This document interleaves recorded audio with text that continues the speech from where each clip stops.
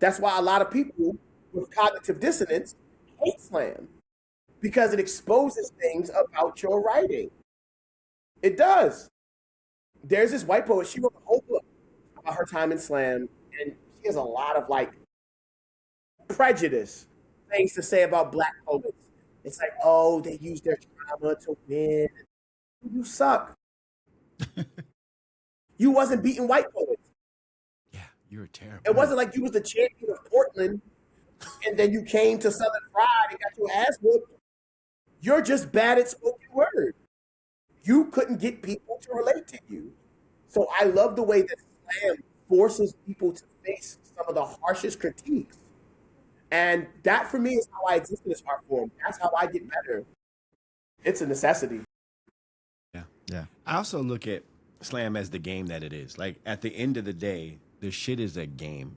And if you're terrible at playing games, you're going to be terrible at slam. Yeah. Competitiveness, I think, is the word that we should have used before. Like when you have previously, like, okay, two things. One, either you're a competitive person or you're not, right?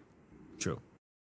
Two, if you played organized sports, either at a young age or like through school, like you have some type of competitiveness, but you also understand that shit, I'm not always going to be, there's somebody that's bigger, faster, stronger. Right, right. There's somebody that writes better, performs better, picks better poems in a slam. Like they practice more.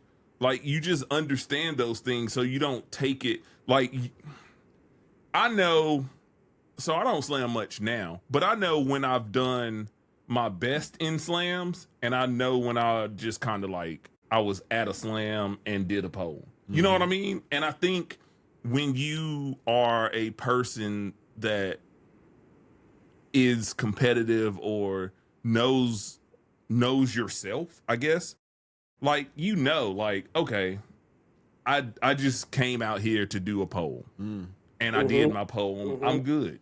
But if you're coming to win, you know you have to strategize. You know you have to, okay, this went up, the crowd reacted like you know that type of shit. If Jay Ward and me are in the slam, Jay Ward brought 3 poems memorized. I brought 3 poems memorized. Jay Ward wins. Whose fault is that? Mine. I had the same tools he did. He utilized his better. How can I be mad at Jay Ward? That would be insane. I had the same tools. He got poems people like. I got poems people like.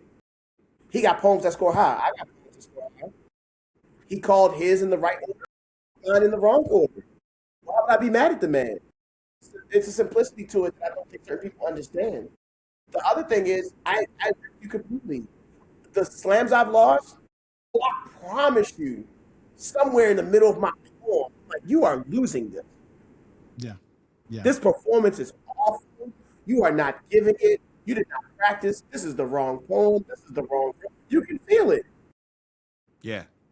And that's what I was going to say. Yeah. At some point, you know when you fucked up, right? Yeah. Mm-hmm. You know when you fucked up. And at the end of the day, it's still like 5 random people who are just going to like another nigga better.